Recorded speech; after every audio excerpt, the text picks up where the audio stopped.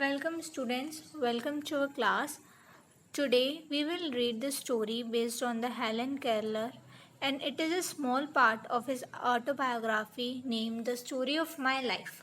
Okay, so let's we start our class. First of all, look at this picture. Okay, in this picture there is a Helen and the Annie Sullivan, her teacher. Then it is the day on 3 March 1887 when her teacher Annie Sullivan entered in the Helen's life. ये उस time की बात है जब Helen 7 साल की होने वाली थी, मतलब कम्प्लीटली हुई नहीं थी। तब उनकी जो टीचर थी एनी सुलेवन उनकी लाइफ में आई थी और उनके आने से ही हेलन की लाइफ में जो एक टर्निंग पॉइंट आया था। तो आज हम अपनी ये स्टोरी पढ़ते हैं। टाइटल है इसका परसिस्टेंस, मतलब डिटर्मिनेशन, यानी कि आपके अंदर किसी भी चीज़ को करने के लिए, अपने गोल को पाने के लिए एक डिटर्मिनेशन, एक फोकस होना चाहिए कि आप जी जान लगा दें अपने उस गोल को अचीव करने के लिए। Okay, so now let's we start our chapter. The most important day I remember in all my life is the one on which my teacher, Annie Mansfield Sullivan, came to me. I am filled with wonder when I consider the immeasurable contrast between the two lives which it connects. मेरी ज़िंदगी का the most important day वो था जब मेरी teacher any Mansfield Sullivan मेरी life में आई थी और मैं बहुत ज़्यादा उस टाइम खुश थी जब मैंने ये देखा कि किस तरह दो लाइफ्स के बीच में इतना सारा डिफरेंस था। इमेजरेबल कॉन्ट्रास्ट यानी कि बहुत सारा डिफरेंस था। यानी कि हेलन केलर जो देख नहीं सकती थी, जो ब्लाइंड थी, ठीक है, जो पढ़ नहीं सकती थी, जो किसी के साथ मस्ती नहीं कर सकती, एक तरफ उनकी टीचर जो सब कुछ पढ़ सकती थी। तो किस तरह दो लाइफ्स के बीच में इतना ज़्यादा डिफरेंस होने के बाद भी उन दोनों के बीच एक बहुत अच्छी क्लोज बॉन्डिंग थी। यहाँ पर वही डिस्क्राइब किया गया है। Now, it was the 3rd of the March 1887, 3 months before I was 7 years old.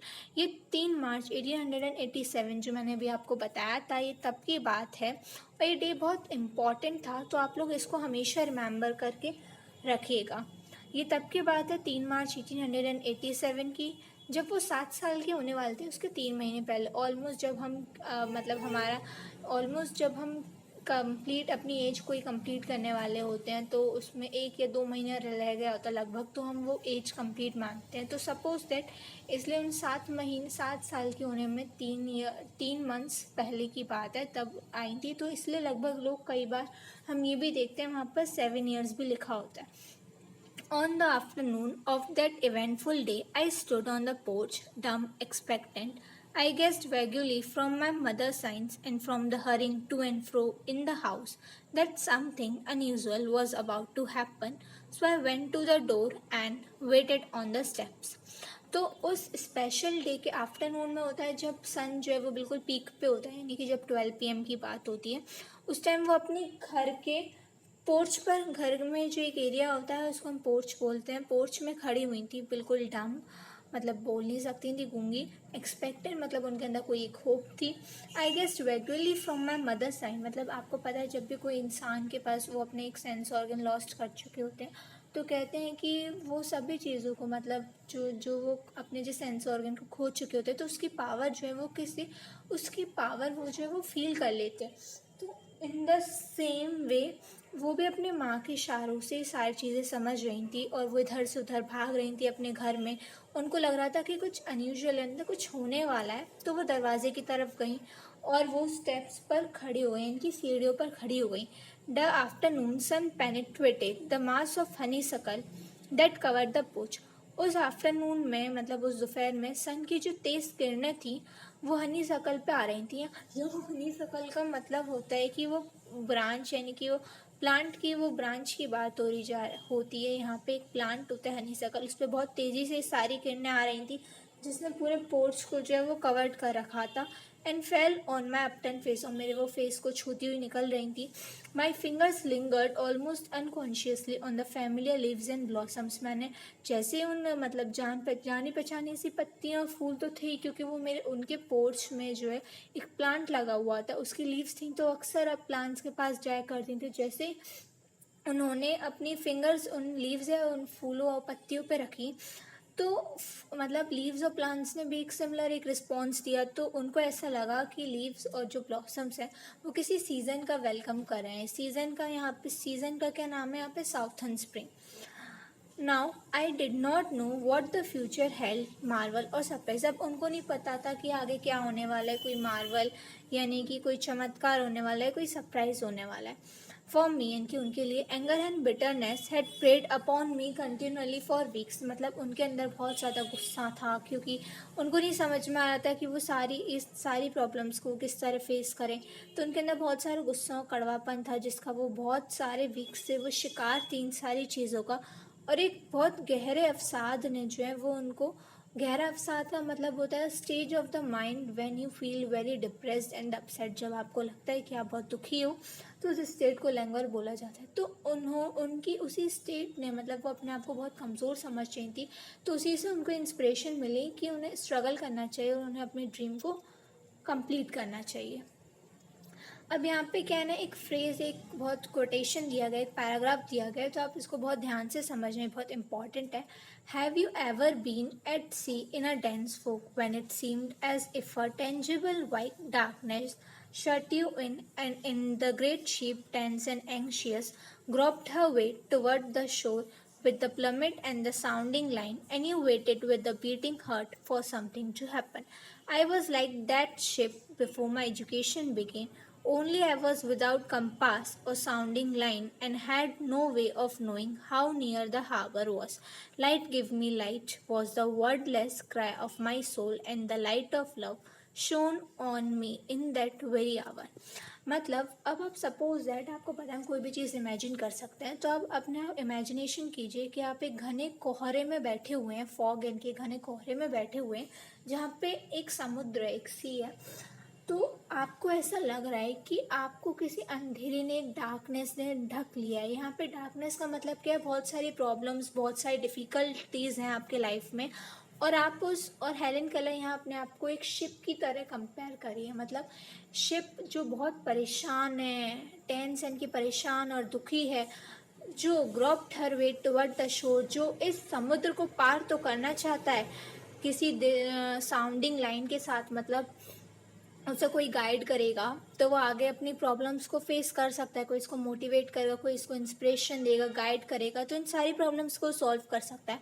And you waited with beating heart for something to happen. और वो किसी चीज़ का इंतज़ार कर रही थी, किसी हलचल का, कोई आए, कोई उनको मोटिवेट करे, तो वो इन सब चीज़ को इंतज़ार कर रही थी। यानी कि सपोज दैट सी यानी कि सम मुश्किलें, वो उन मुश्किलों को पार करना चाहती थी, और वो एक शिप की तरह थी। मतलब एक, वो अपने आप को शिप की तरह कंपेयर कर रही हैं।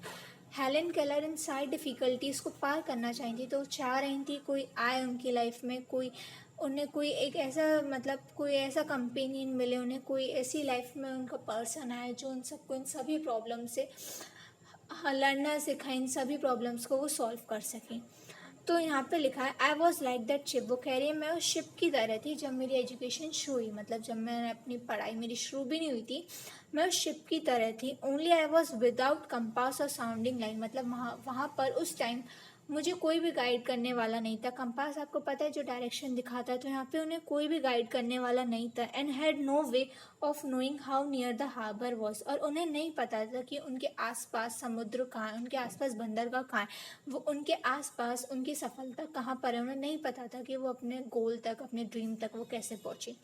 Light, give me light was the wordless cry of my soul. यानी कि वो उनके अंदर की जो आत्मा थी, मतलब उनके अंदर से, जब आपको पता है आप बहुत परेशान होते तो आप भगवान से प्रे करते हो, तो वो भी इसी स्टेज में भगवान से प्रे करेंगे, भगवान मुझे रास्ता दिखाओ, मुझे उजाला दो, मैं इन सारी प्रॉब्लम्स को फेस कर सकूं।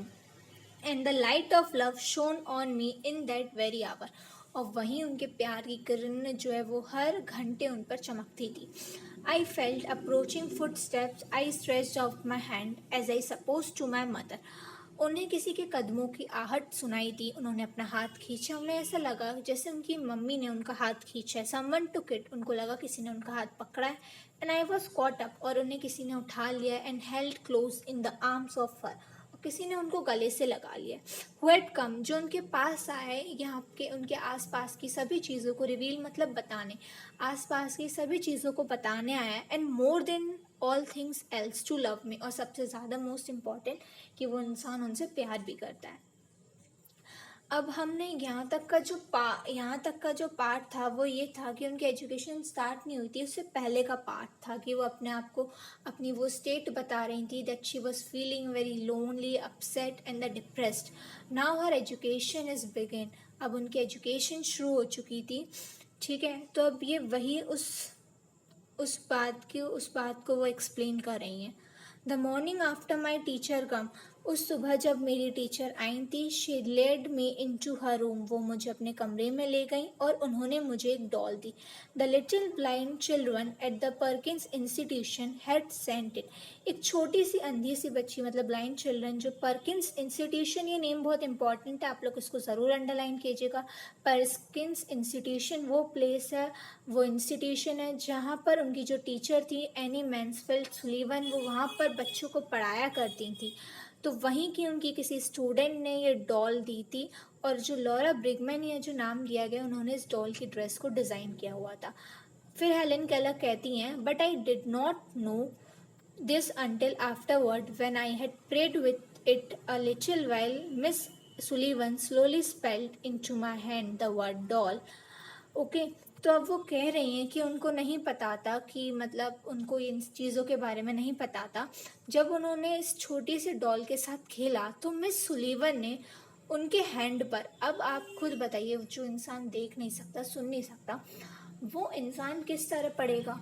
उसके लिए तो बहुत सारी प्रॉब्लम्स होंगी, उसको पढ़ाना भी उतना मुश्किल होगा और उस इंसान के लिए पढ़ना और सीखना भी उतना ही मुश्किल होगा। तो उनकी टीचर उन्हें किस तरह पढ़ाती थी, उनकी हैंड पे जो फिंगर्स होती थी, उन फिंगर्स की तरह वो उनको स्पेल करना सिखाते, उनकी फिंगर की तरह वो जो है वो उनको स्पेल करना सिखाती थी, ठीक है। तो miss Sullivan spelled into my hand, miss Sullivan जो है वो उनके हाथ पर सिखाती थी, और उन्होंने उसको सबसे पहला जो वर्ड उन्होंने सीखा था वो था doll. I was at once interested in this finger play, उन्हें एक बार जो है इस गेम में बहुत ज़्यादा इंटरेस्ट आया, and tried to imitate it, और उन्होंने इसको नकल करने की इसकी बहुत कोशिश की। When I finally succeeded in making the letters correctly, फिर वो जो फाइनली सक्सेड हो गई, वो उन्हें सफलता मिल गई इन सभी लेटर्स को समझने की। I was flushed with childish pleasure and the pride, वो बहुत ज़्यादा खुशी से बढ़ गई, इनको बहुत ज़्यादा खुशी है कि उन्होंने कुछ नया सीखा, और उनको लगा कि, और फिर उनके अंदर जो एक होप आई कि वो पढ़ सकती हैं, वो दोबारा पढ़ सकती हैं, और वो इन सभी प्रॉब्लम्स को जो है वो फेस कर सकती हैं। अब आप देखिए ये जो इमेज है यहाँ पे जो है ये हेलेन केलर है, ये है एनी मैन्सफील्ड सुलीवन। ये आपको वही डे, मैं बार बार वही डे को बहुत ज़्यादा उसको प्रेशराइज कर रही हूँ, आप सबको बताने की कोशिश कर रही हूँ कि ये डे बहुत इंपॉर्टेंट है। और यहाँ पे आप देखिए किस तरह वो इस फिंगर्स के थ्रू हेलेन केलर को वर्ड्स बता रही हैं, वर्ड सिखा रही हैं। अभी हमने सिर्फ एक वर्ड के बारे में पढ़ा doll, in the similar manner वो उन्होंने उन्हें हेलेन को काफ़ी सारे वर्ड सिखाए हुए थे। अब ये आगे की ये स्टोरी है, इसे हम रीड करते हैं। Running downstairs to my mother, अब जब उन्हें एक वर्ड सीखे, आपको लगता है ना जैसे आप कुछ नया सीखते हो तो आपको लगता है कि आप अपने पेरेंट्स को जाके बताओ, बहुत खुश हो जाते हैं, आपको लगता है आप अपने फ्रेंड्स, आप अपने मदर फादर सबको जाके बताओ। सेम वे उनको भी ऐसा ही लगा, तो वो बहुत तेज़ी से सीढ़ियों के थ्रू अपनी माँ के पास आई। आई हेल्ड अप माइंड, उन्होंने अपना हाथ पकड़ा, और made the letters for doll, और उन्होंने डॉल के लिए वो सारे लेटर्स बनाए।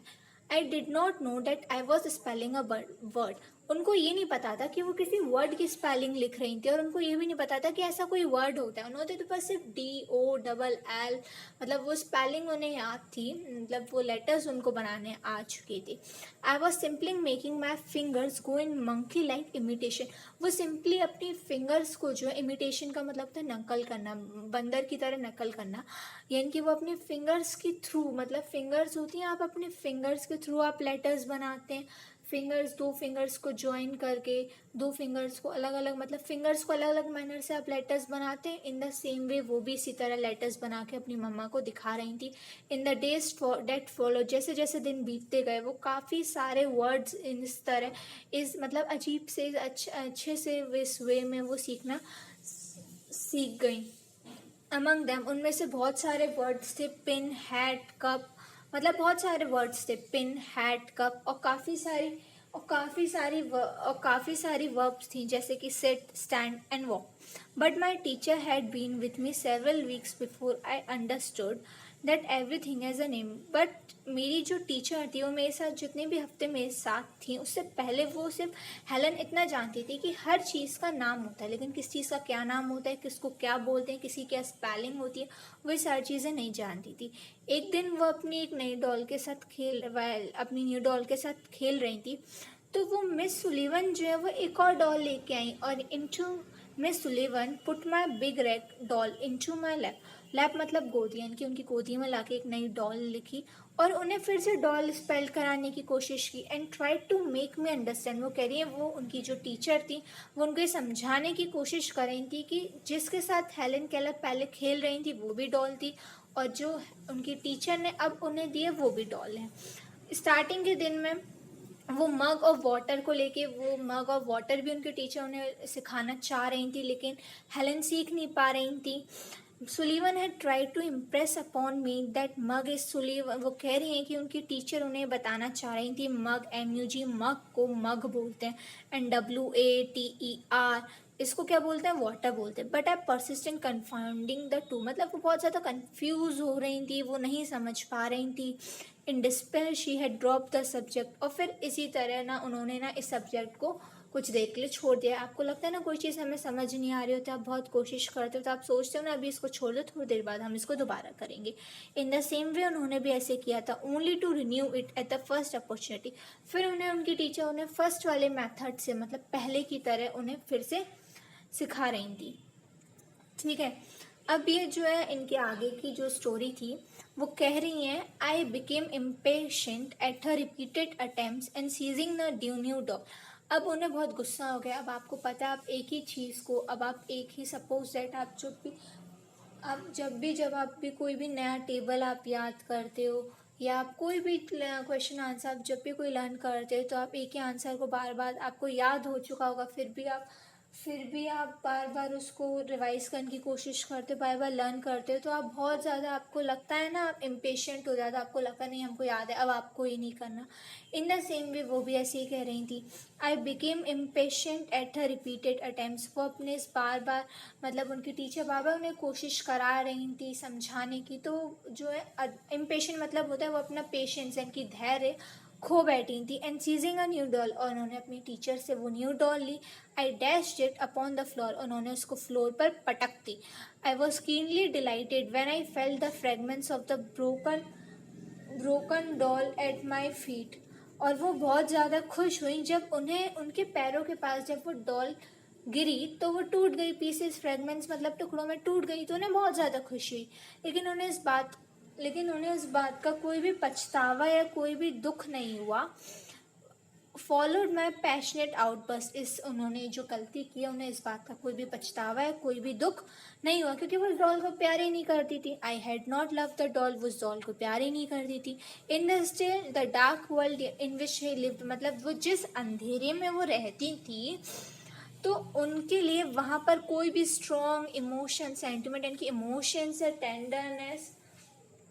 टेंडरनेस नहीं थी। अब आगे है, I felt my teacher sweep the fragments to one side of the hearth. उन्होंने ये कोशिश की कि एक साइड से उनको ये लगा कि उनकी जो टीचर है वो फ्लोर के एक साइड से सभी टुकड़ों को जो है वो साफ कर रही हैं। स्वीप मतलब साफ करना, फ्रेगमेंट्स में टुकड़ों को।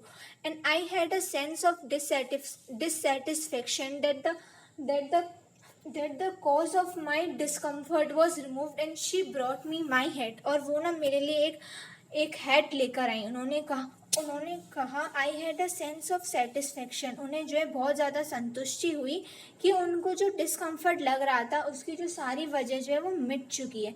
She brought me my hat, वो मेरे लिए एक हैट लेके आई। And I knew I was growing out into the warm sunshine, और उन्हें लगा कि वो किसी गर्मी मतलब एक वार्म सनशाइन में वो कहीं जा रही हैं। This thought if a wordless sensation may be called a thought, ये जो थॉट था मतलब ये जो उनके अंदर की जो खुशी थी जिसे वो थॉट बोल रही थी, इस वजह से made me hop and skip with pleasure, वो बहुत खुशी से उछलने लगी और कूदने लगी। We walk down the path, वो रास्ते के पास में गई। We walk down the path to the well house, वो मतलब कुएं की तरफ गई, वेल हाउस की तरफ गई। Attracted by the fragrance of the honey शकल, मतलब वो जो प्लांट था हनी शकल, हमने बताया था आपको, हनी शकल के प्लांट की खुशबू से वो बहुत ज़्यादा खुश हुई और उस खुशबू ने पूरे मतलब वेल हाउस को कवर्ड कर रखा था।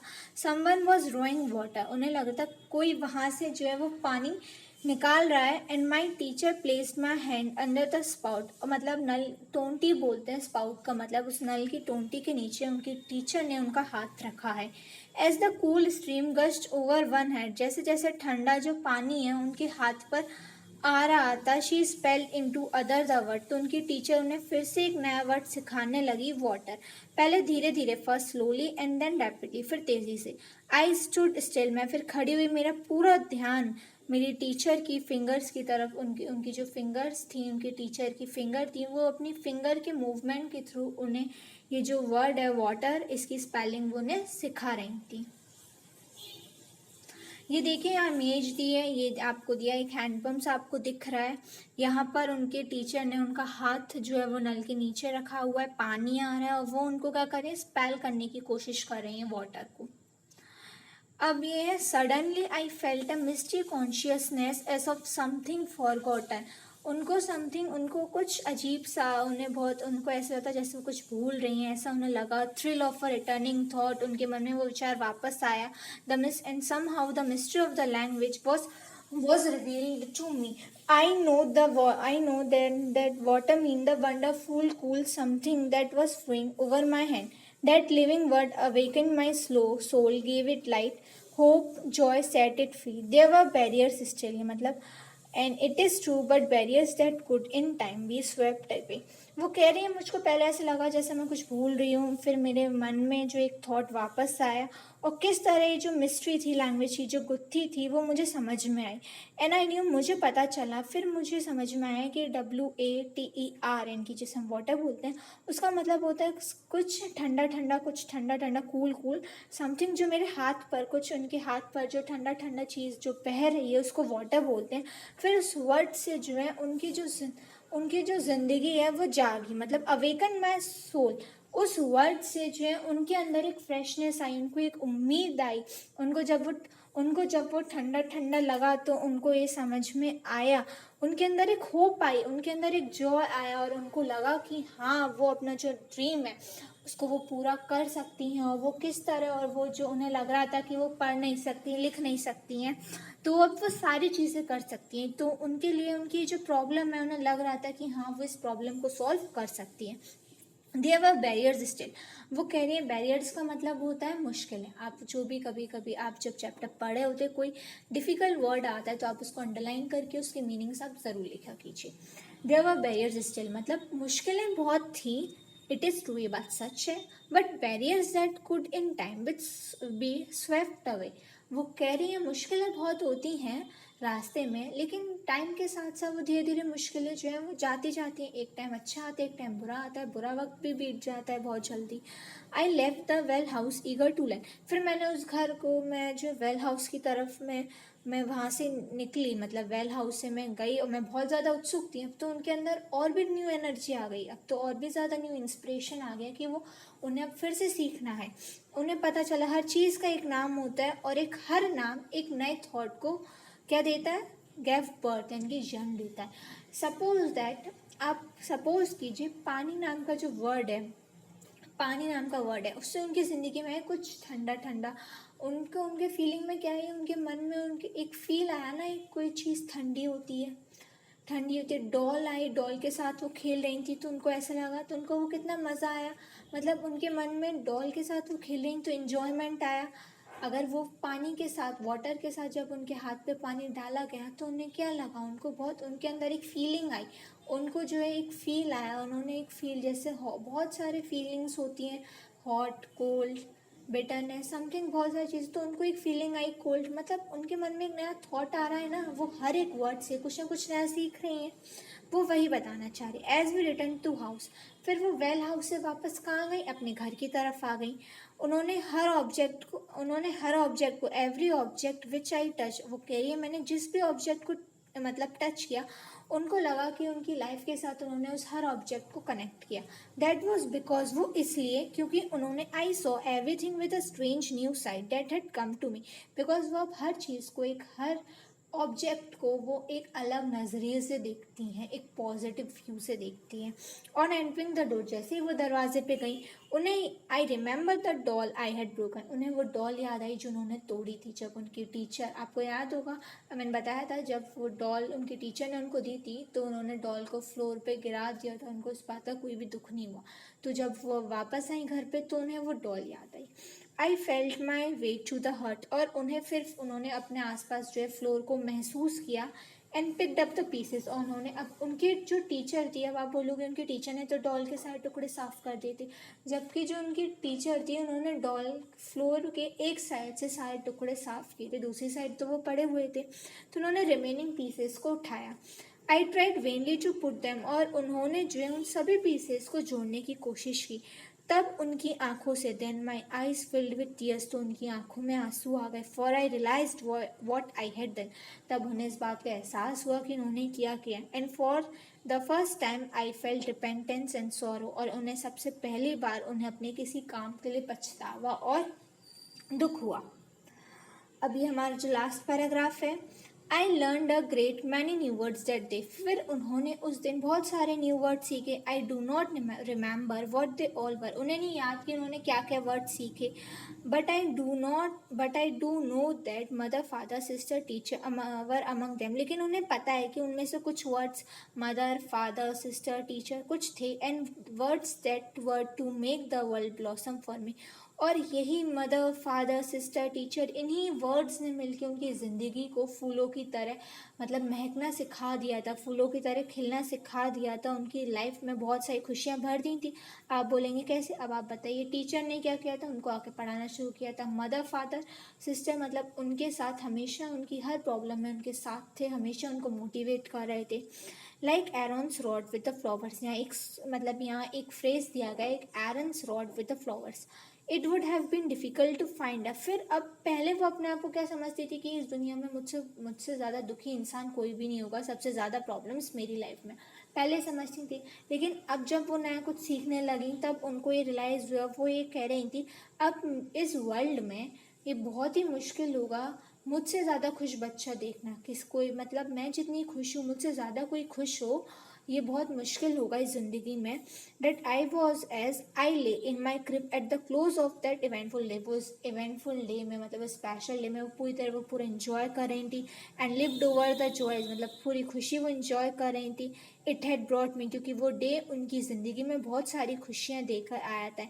And for the first time longed for a new day to come, और वो उनकी ज़िंदगी में उस दिन से उनकी ज़िंदगी में एक नए दिनों की, एक न्यू डे की जो है वो एक शुरुआत हो चुकी थी। तो so for the students, what you have learned from the story of my life, which is the biography written by the Helen Keller, आपने क्या सीखा? Winners never feel afraid of setting high goals for themselves, मतलब जो लोग बहुत ज़्यादा मेहनत करते हैं, मतलब अपने लक्ष्य के लिए जो बहुत ज़्यादा फोकस होते हैं, वो इंसान कभी भी हार नहीं मानते हैं। अपने लिए हमेशा अपने अपने जो टारगेट होते हैं, अपना गोल है, वो बहुत सेट करते हैं, और उन्होंने अगर एक बार अपना कोई भी लक्ष्य अगर डिसाइड कर लिया तो वो उसके लिए बहुत ज़्यादा मेहनत करते हैं, और उन्हें कभी भी इस बात का डर, अपने लिए लक्ष्य तय करने का कभी भी डर नहीं लगता। और वो विनर्स कब होते हैं? जब वो अपने उस लक्ष्य को पूरी तरह मतलब पा लेते हैं और उसके लिए बहुत हार्डवर्क करके जी जान लगा के उस पर पूरी तरह फोकस होते हैं। ऐसे ही हमारी हेलेन केलर थी। अब what do you learn from the story? अब आपने इस स्टोरी से क्या सीखा? Perseverance is the key to achieving goals, however unattainable they may seem. Perseverance आपको बताया था मैंने, दृढ़ता यानी determination, यानी कि आपकी मेहनत, आपका पूरा फोकस, आपका हार्ड वर्क वो चाबी है जिस वजह से आप अपने लक्ष्य तक पहुंच सकते हैं. However अनअटेनेबल दे में सीम, चाहे वो आपको कितने भी टफ लग रहे हो, आपको लग रहा हो कि आप उन ड्रीम्स तक, आप अपने सपनों को पूरा नहीं कर सकते हैं, आप अपने लक्ष्य तक नहीं पहुंच सकते हैं, आपको जब भी ऐसा लग रहा होता है तो आपका जो करेज होता है ना, आपके अंदर की हिम्मत, आपके अंदर का जो डिटर्मिनेशन होता है, परसेवरेंस, वही आपको ना आपके लक्ष्य तक लेके जाता है और आप फाइनली अपने गोल को अचीव कर लेते हैं. आई होप आप सब लोगों को ये स्टोरी बहुत पसंद आई होगी और आप लोगों ने हेलन केलर की लाइफ से बहुत कुछ सीखा होगा. ओके, अगर आप लोग को ये वीडियो बहुत पसंद आई और आप चाहते हैं आपको ऐसे और अमेजिंग और इंटरेस्टिंग, मोटिवेशनल, इंस्पायरिंग वीडियोस और स्टडी मटेरियल मिलता रहे, तो आप नीचे हमारे चैनल को जाके सब्सक्राइब कर सकते हैं. साथ ही आप बेल आइकन को ज़रूर प्रेस कीजिएगा, जिससे आप हम जो भी लेटेस्ट वीडियोस अपलोड करते जाएंगे आपको उसकी सारी नोटिफिकेशंस मिलती जाएंगी, सारे वीडियोस आप तक पहुंचते जाएंगे. एंड अगर ये वीडियो अच्छी लगी हो तो प्लीज़ इस वीडियो को नीचे लाइक आइकन पे आप ज़रूर क्लिक कीजिएगा.